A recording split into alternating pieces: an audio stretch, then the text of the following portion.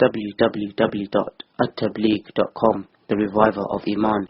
لا يظلمه ولا يسلمه ومن كان في حاجة أخيه كان الله في حاجته ومن فرد عن مسلم قربة من قرب الدنيا فرج الله تعالى قربة من قرب الآخرة ومن ستر مسلما ستر الله او کما قال صلی اللہ علیہ وسلم، رواہ ابو داؤد۔ بزرگوں، بھائیو، دوستو، عزیزو، اللہ کے حبیب پاک صلی اللہ علیہ وسلم نے اپنے اس فرمان میں، اس حدیث پاک میں، اپنے اس ملفوظ اعلیٰ میں ہم مسلمانوں کو ایک بہت اہم نصیحت فرمائی ہے۔ اللہ تعالیٰ نے دل میں یہ بات ڈالی کہ میں اس حدیث کی مختصر شرح کر دوں، وضاحت کر دوں، جس کی آج ہمیں بہت ضرورت ہے۔ پہلا جملہ نبی علیہ الصلوۃ والسلام کا ہے، المسلم اخو المسلم، مسلمان مسلمان کا بھائی ہے۔ اس جملے پر اگر ہم غور کریں تو اللہ کے نبی نے یہ نہیں فرمایا العرب اخو العرب والعجم اخو العجم والگجراتی اخو الگجراتی والپاکستانی اخو الپاکستانی، یہ نہیں فرمایا۔ نبی علیہ السلام نے یہ نہیں کہا گجراتی گجراتی کا بھائی ہوگا، پاکستانی پاکستانی کا بھائی ہوگا، عرب عرب کا بھائی ہوگا، عجم عجم کا بھائی ہوگا، یہ نہیں فرمایا۔ تمام لوگوں سے متعلق فرمایا مسلمان مسلمان کا بھائی ہے۔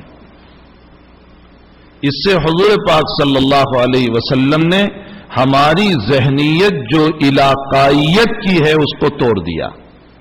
علاقائیت کو اپنے ذہن سے نکال دو، یہ میرے علاقے کا، یہ اس کے علاقے کا، یہ اس طرف کا ہے، یہ اس طرف کا ہے، یہ عرب ہے، یہ عجم ہے۔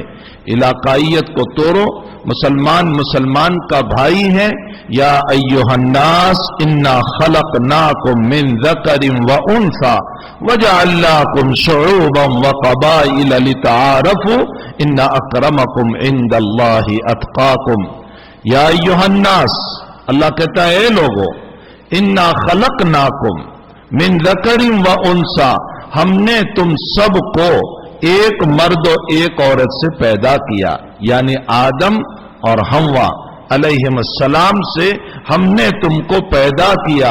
انا خلقناکم من ذکر وانثی وجعلناکم شعوبا، اور ہم نے یہ جو قبیلے بنائے کہ یہ اس علاقے کا ہے، یہ اس علاقے کا ہے، لتعارفوا، یہ صرف تعارف، انٹروڈکشن اور پہچاننے کے لیے ہے، فخر کے لیے نہیں ہے، علاقائیت کے لیے نہیں ہے۔ بخاری شریف کی روایت ہے، ایک مرتبہ ایک مہاجر نے رضی اللہ تعالی عنہ ایک انصاری صحابی کی ذرا سی مذاق کر دی، ذرا سی مذاق کی۔ مہاجر صحابی کی طبیعت تھوڑی مذاق کی تھی، انہوں نے ایک انصاری صحابی کی تھوڑی سی مذاق کر دی۔ انصاری صحابی سفر میں تھے، انصاری صحابی کا مزاج مذاق کا نہیں تھا، ان کو غصہ آیا، انہوں نے کہا تم میری مذاق کر رہے ہو، دونوں کا جھگڑا ہو گیا۔ تو انصاری نے اپنے بھائیوں کو بلایا، یا للانصار، اے انصاریو آؤ میری مدد کے لیے۔ مہاجر نے دیکھا کہ اس کے بھائی کو بلا رہا ہے، یا للمہاجر، اے مہاجرو تم بھی میری مدد کے لیے آؤ۔ اب ادھر سے مہاجرین کون ہے؟ صحابہ، صحابہ بہت اعلیٰ۔ مہاجرین ادھر سے آ گئے، انصار ادھر سے آ گئے، اور آپس میں قریب تھا کہ ہاتھا پائی ہو جاتی، بڑا جھگڑا ہو جاتا۔ نبی کریم صلی اللہ علیہ وسلم دوڑ کر آ گئے، فرمایا ما بالکم، تمہیں کیا ہو گیا، تمہیں کیا ہو گیا کہ تم دور جاہلیت کی طرف پھر چلے گئے؟ جاہلیت میں ایسا ہی کرتے تھے کہ قومیت کے اوپر مرتے تھے، یہ میری قوم، یہ تیری قوم، یہ میرا، یہ تیرا۔ فرمایا ما بال اقوام، تمہیں کیا ہو گیا؟ فرمایا ہذہ النتنہ، مہاجر کا لفظ کتنا اونچا ہے۔ قرآن کریم میں حضرات مہاجرین کی انہی الفاظ سے تعریف کی گئی، للفقراء المہاجرین الذین اخرجوا من دیارہم واموالہم۔ مہاجرین کتنا اونچا لفظ، انصار کتنا اونچا لفظ، کتنا اونچا. نبی علیہ الصلوۃ والسلام نے فرمایا انصار سے محبت ایمان کا شعبہ ہے. حب الانصار من الایمان، انصار سے محبت ایمان کا شعبہ ہے. نبی علیہ السلام فرماتے مہاجر کا لیبل مجھ پر نہ ہوتا تو میں اپنے آپ کو انصاری کہتا. کتنا اونچا لقب ہے انصار اور مہاجر. لیکن جب ان دونوں لفظوں کو قومیت کے اوپر استعمال کیا گیا تو نبی نے ان دونوں لفظوں کو بدبودار لفظ کہا. نتنا، بخاری شریف میں ہے نتنا، بدبودار لفظ. یہ کیسے تم بدبودار لفظ بول رہے ہو؟ اتنے اونچے الفاظ کو اللہ کے نبی جب قومیت پر استعمال ہوئے تو بدبودار الفاظ سے تعبیر فرمایا.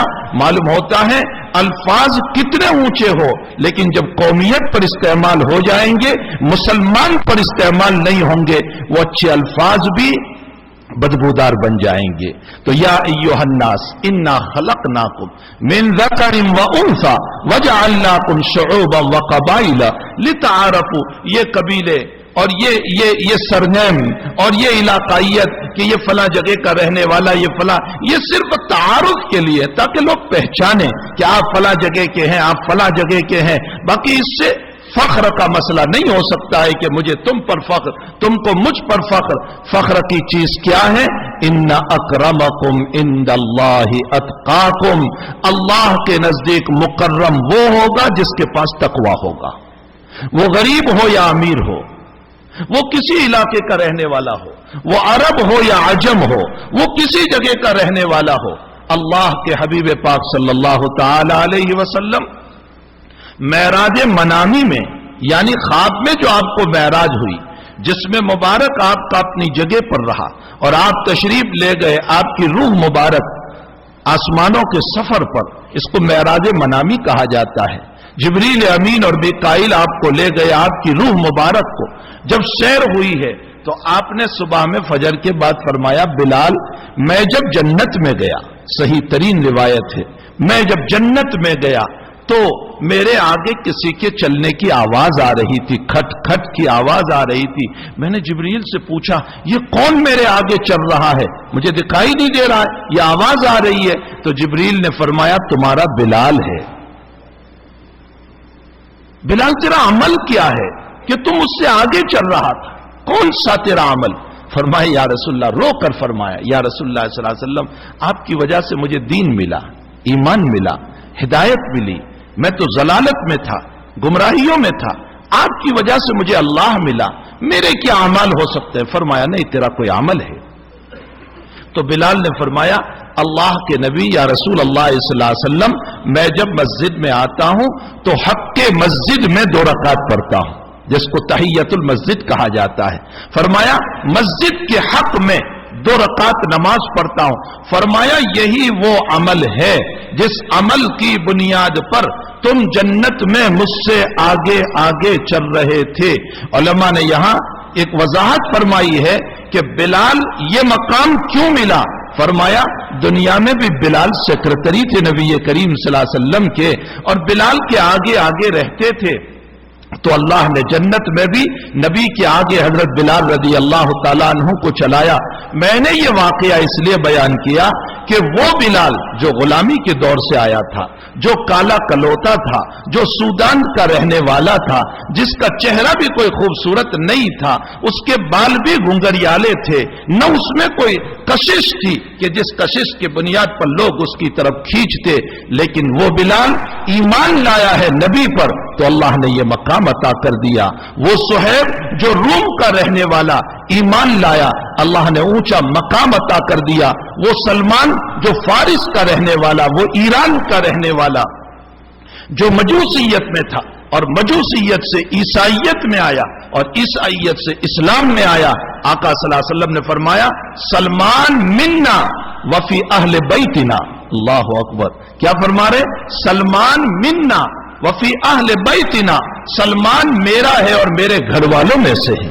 ایران کے رہنے والے کو وہ مجوس، وہ عیسائیت سے چل کر اسلام کی طرف آیا، ان کو فرمایا سلمان میرا ہے اور میرے گھر والوں میں سے. معلوم ہوتا ہے ان اکرمکم عند اللہ اتقاکم. بدر کے موقع پر چچا اور چچا کی اولاد سامنے آئی تو اللہ کے نبی کا مقابلہ ہوا، اس لیے کہ اگر فرق کسی چیز سے ہو سکتا ہے تو ایمان اور غیر اسلام سے ہو سکتا ہے، ایمان اور نون ایمان سے ہو سکتا ہے، باقی علاقائیت سے کوئی فرق نہیں ہو سکتا. ان اکرمکم عند اللہ اتقاکم. اللہ کے نزدیک مکرم، معزز، پیارا وہ ہوگا جس کے پاس تقوی ہوگا. وہاں نہ امیری دیکھی گئی، نہ غریبی دیکھی گئی، نہ اونچا خاندان دیکھا گیا، نہ نیچا خاندان دیکھا گیا، نہ علاقہ دیکھا گیا، نہ زمین دیکھی گئی، وہاں کچھ نہیں دیکھا گیا. المسلم اخو المسلم. آگے اللہ کے نبی کی پیاری باتیں تو سنو. لا یظلمہ ولا یسلمہ. لا یظلمہ، مسلمان کا بھائی ہے، وہ کسی پر ظلم نہ کرے.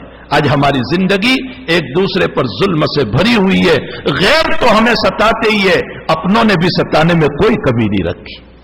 غیروں کی طرف سے تو ظلم کے بوچھار ہو ہی رہے ہیں، لیکن اپنے بھی کہاں ہمیں معاف کر رہے ہیں. مومن کی شان یہ ہے لا یظلمہ، اپنے بھائی پر ذرہ برابر ظلم نہ کرے.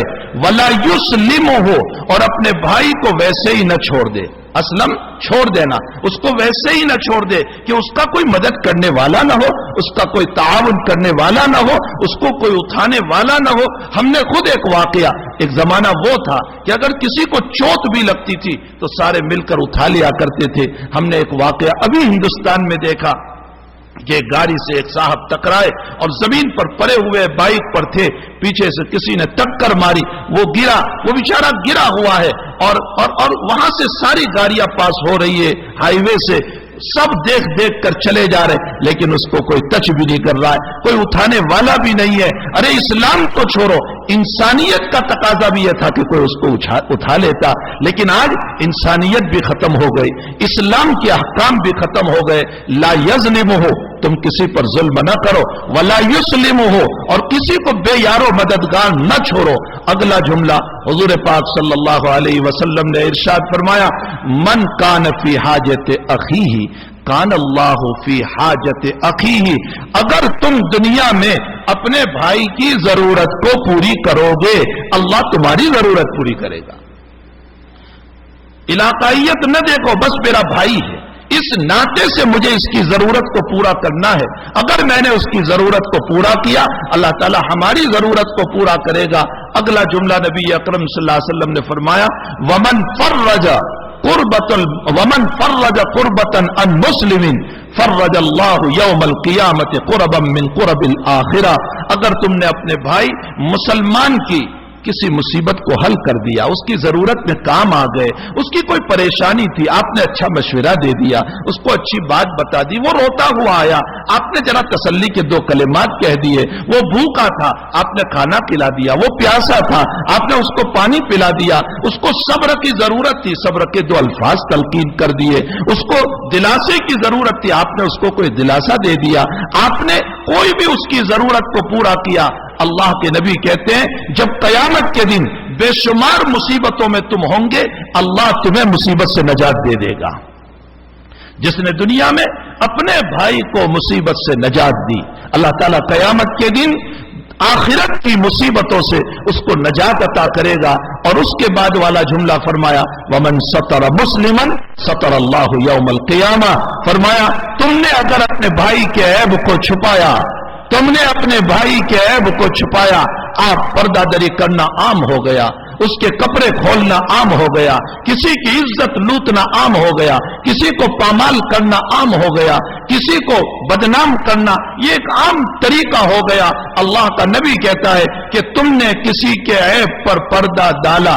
محدثین نے اس جگہ پر لکھا ہے کہ ومن ستر مسلمن میں عیب تھا اور پردہ ڈالا، تو اس پر اللہ تعالی ہمارے عیبوں کو چھپا دے گا. معلوم ہوتا ہے جس میں عیب نہیں تھا اور آپ نے اس کے عیب کو اس کو عیب بنا کر کھول دیا تو اللہ کا کتنا بڑا عذاب آ سکتا ہے. ایک انسان میں واقعتاً عیب تھا، اس کی برائی تھی، آپ جانتے تھے اس کے ویک پوائنٹ کو، لیکن اس کے باوجود آپ نے اس پر پردہ ڈال دیا.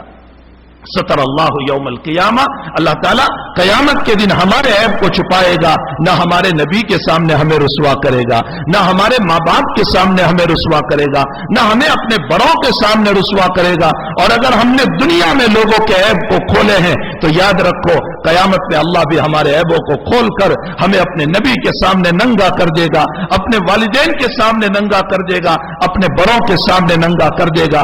میرے بھائیوں، یہ رمضان کا آخری جمعہ ہے اور اس جمعہ کے اندر اللہ کے نبی کے اس پیغام کو میں سنا کر کے آپ سے ایک مؤدبانہ گزارش کرتا ہوں، المسلم اخو المسلم، مسلمانوں آپس میں بھائی بنو، ایک دوسرے کے معاون بنو، ایک دوسرے کے مددگار بنو، ایک دوسرے کے پاؤں کھینچنے والے نہ بنو، ایک دوسرے کو ذلیل کرنے والے نہ بنو، ایک دوسرے کے خلاف سازش کرنے والے نہ بنو، ایک دوسرے کی پگڑی اچھالنے والے نہ بنو۔ اللہ کے نبی تمہیں بھائی بنا کر گئے ہیں، جیسے انصار و صحابہ کے درمیان اذکروا نعمت اللہ علیکم اذ کنتم اعداء فالف بین قلوبکم فاصبحتم بنعمتہ اخوانا۔ نبی جب مدینہ تشریف لائے، انصار اور اوس اور خزرج 80 سال سے لڑ رہے تھے، بعض روایتوں میں 40 سال سے لڑ رہے تھے اور بہت معمولی بات پر لڑ رہے تھے۔ نبی علیہ الصلوۃ والسلام تشریف لائے اور اوس اور خزرج میں محبت قائم کرا دی، اور ایسی محبت کہ ایک دوسرے کے سامنے اپنے مال کو قربان کر دیا، کھیتوں کو قربان کر دیا۔ اللہ اس نعمت کو بیان کر رہا ہے، اذکروا نعمت اللہ علیکم اذ کنتم اعداء، تم آپس میں دشمن تھے، فالف بین قلوبکم، اللہ نے تمہارے درمیان محبت پیدا کر دی۔ مفسرین نے لکھا ہے آپس میں محبت کا پیدا ہونا یہ بھی اللہ کی نعمت ہے۔ فاصبحتم بنعمته اخوانا، تم اس نعمت کو مد نظر رکھتے ہوئے آپس میں بھائی بنو۔ میرے بھائیوں، اگر ہم آپس میں اسی طرح دوسروں کو ذلیل کرنے کی فکریں کرتے رہیں گے تو ایک وقت آئے گا کہ ہماری پارٹی بندیوں کی وجہ سے اللہ غیروں کو ہم پر قابض کرے گا، اور نتیجہ یہ ہوگا کہ ہم اسپین سے زیادہ خطرناک تاریخ کے دہرانے والے ہو سکتے ہیں۔ اسپین میں مسلمانوں کی کمی نہیں تھی، 90% مسلمان تھے اور 10% عیسائی تھے۔ آخر اسپین کیسے چلا گیا؟ تمہاری مسجد قرطبہ کیسے چلی گئی؟ ہمارے ایک بہت بڑے عالم وہاں جب پہنچے ہیں اور وہاں 2 رکعت نماز پڑھنے کی اجازت مانگی تو اس کے پوپ نے، اس کے عالم نے، اس کے پادری نے اس عالم کو یوں کہا، جب نماز پڑھنے کا ٹائم تھا تب تو تم نے نماز پڑھی نہیں، اب کیا نماز پڑھو گے؟ وہ 90% مسلمان تھے، مسلمانوں کی کمی نہیں تھی، میجورٹی تھی۔ کیوں چلی گئی تمہاری قرطبہ کی مسجد؟ کیوں تمہارے وہاں کے اسلام کے نام و نشان مٹ گئے؟ اس لیے کہ آپس کا یہی مسئلہ تھا، اختلاف تھا، ایک دوسرے کے پاؤں کھینچ رہے تھے، ایک دوسرے کو مار دھار کر رہے تھے، ذلیل کر رہے تھے، ٹوپیاں اتار رہے تھے، پگڑیاں اچھال رہے تھے۔ نتیجہ یہ ہوا کہ حق تعالیٰ نے دوسروں کو قابض کر دیا۔ اللہ جل شانہ پیغمبر صلی اللہ علیہ وسلم کے اس عظیم فرمان پر، اس بہترین فرمان پر ہم سب کو عمل کی توفیق عطا فرمائے۔ اللہ ہم سب کو بھائی بنائے، معاف کرنے کی ہمیں توفیق دے، عیبوں کو چھپانے کی ہمیں توفیق دے، دوسروں کی عزت بیان کرنے کی ہمیں توفیق دے۔ وصلی اللہ علی النبی الکریم برحمتک یا ارحم الراحمین۔